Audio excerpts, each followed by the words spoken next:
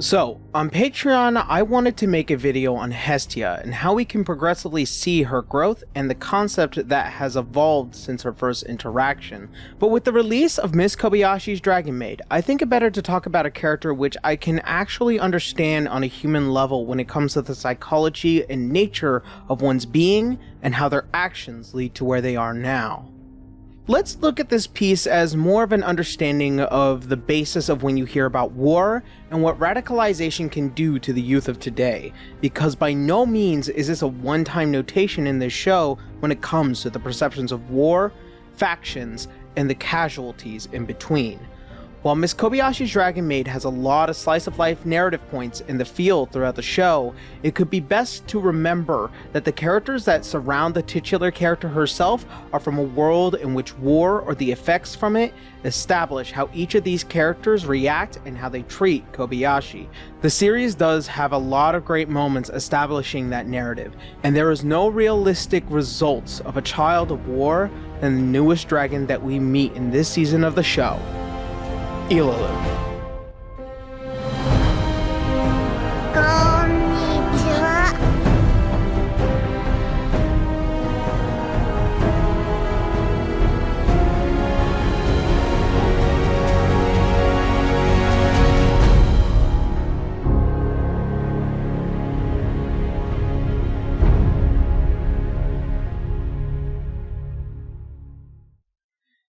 So, before we jump into the history, a bit of commentary of Ilulu's design. I want people to take this with a bit of an open mind. If not, that is your prerogative, and I'm not going to force you to believe it. I want everyone to remember that Kobayashi is first and foremost a comedy, as much as it is a slice of life. The absurd nature of the characters, writing, and presentation makes this series very much a comedy. And while I can see that there are some people's perspectives comes from when giving a short girl as something of more of a nefarious idea, this is not ultimately the truth. Miss Kobayashi is comedically full of shoujo-ai themes, as well as having a open conversation, especially considering certain perceptions of youth like Kana and Riko. We cannot ultimately, as a culture from the West, press on a completely different culture to the East because of how we see it. This is not a promotion, this is an acknowledgement that Japan does not have the same feelings as the rest of the world when it comes to discussing these topics. Kyo Shinja, the creator, is also notable for drawing some pretty not-for-safe work, as much as they have created some pretty interestingly ridiculous comedy series in their tenure. Even if Ilulu says that she is 16, I doubt that considering that the story details dragons to live to be thousands of years old. Is it any worse than half the shit that we've seen over the past 10 to 15 years of anime that has come out?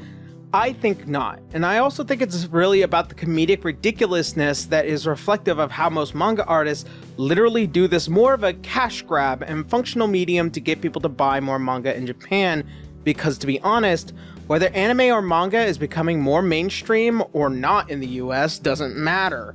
Sales in Japan are the first ones that they see and dictate if the series continues. Now, I do hear a little bit of clickety-clackety in the comment section of how is this comedy, you're just defending CP. I disagree with you, the random viewer I will never meet or care about, because comedy has no limits. As the man that literally wrote these scenes, I'm sorry,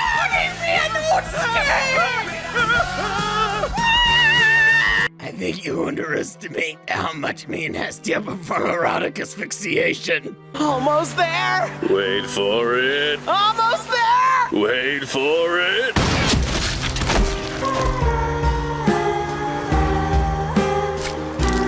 There is no limit to how much comedic shock value you can use and what commentary you want to put into the world for a good laugh. Ilulu's design to me is no different, with comedy only valued at how many people laugh at something so ridiculous or funny or outlandish.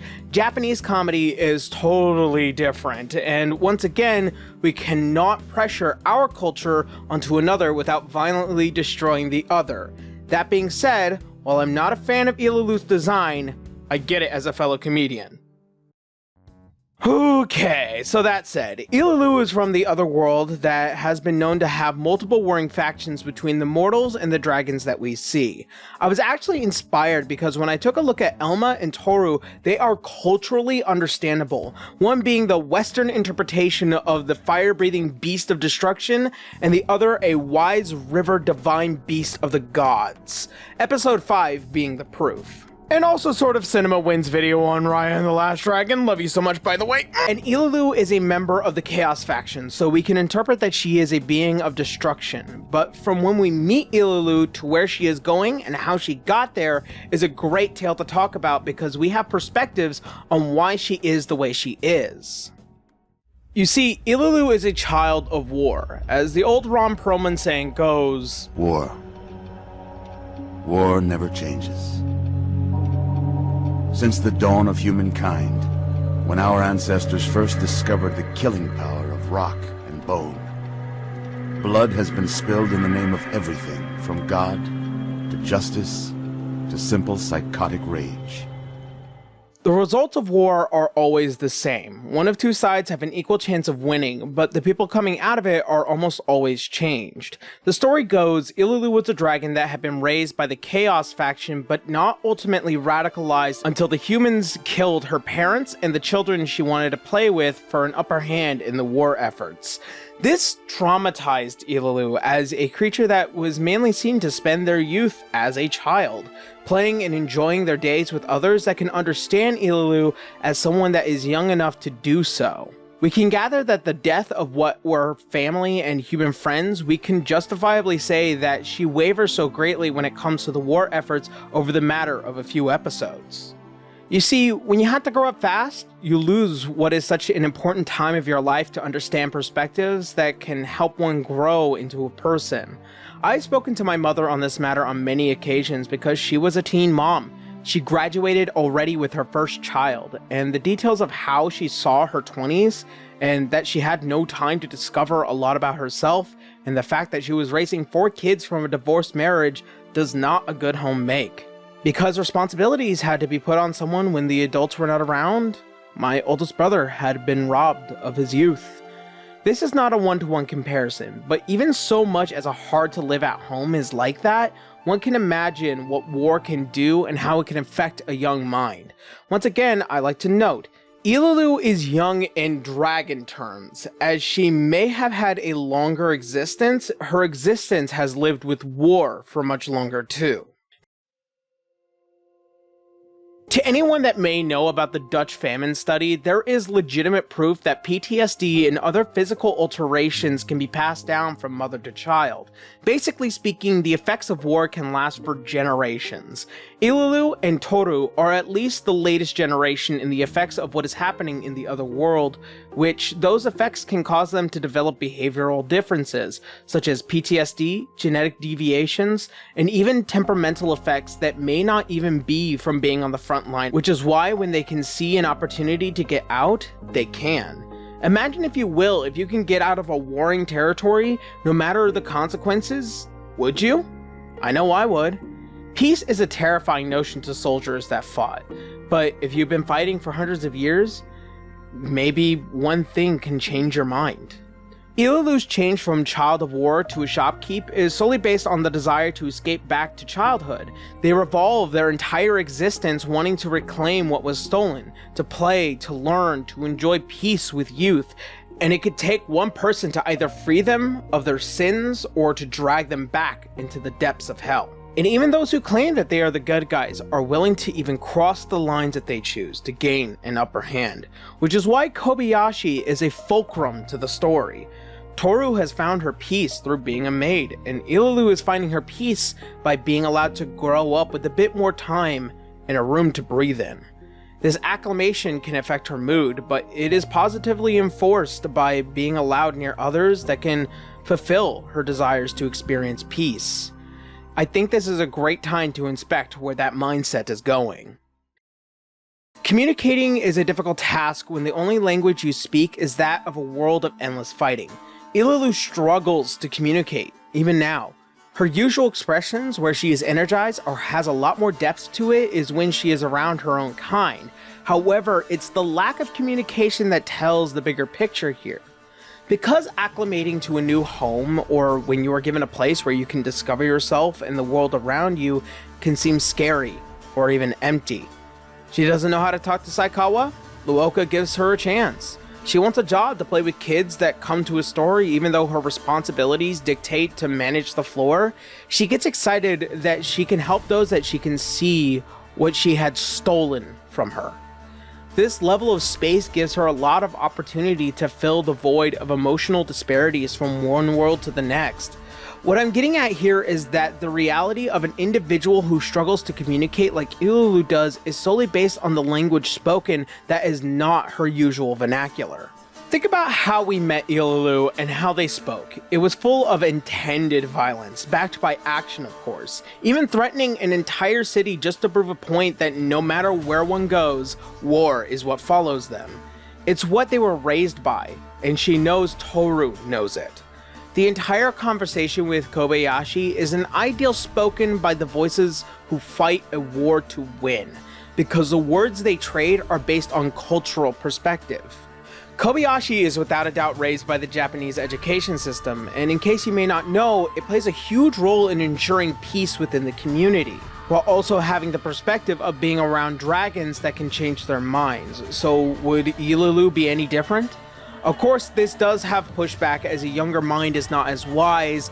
Ilulu initially sees this as self-righteousness and cowardice, and thus plays a rather cruel prank to prove a point, which was Kana's point when Kobayashi met her, but the repercussions are vastly more intense. You see, Ilulu, when you look at it from a surface level, can be seen as a moody teenager acting out, but under it all, she is a soldier.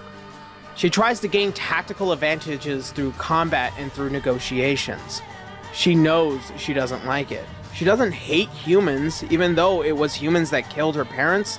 She justifiably sees this as a casualty of a long-fought battle, wanting to drag Toru back into the fold or lashing out because they found peace is a tactical advantage to the war efforts. And by believing that getting rid of Kobayashi, or proving that the only reason they live with each other is out of a more lustful bond, can allow negotiations to be swayed. And it comes to pass when it is time to make peace with their potential demise, it's Kobayashi that saves Ilulu, and Toru making a case that the cost of their individual peace may come with a few broken bones and a change of heart. That's why she is scared. Not that she will die, she knows she will be in a war, but that she will not know what to do if she is not in it.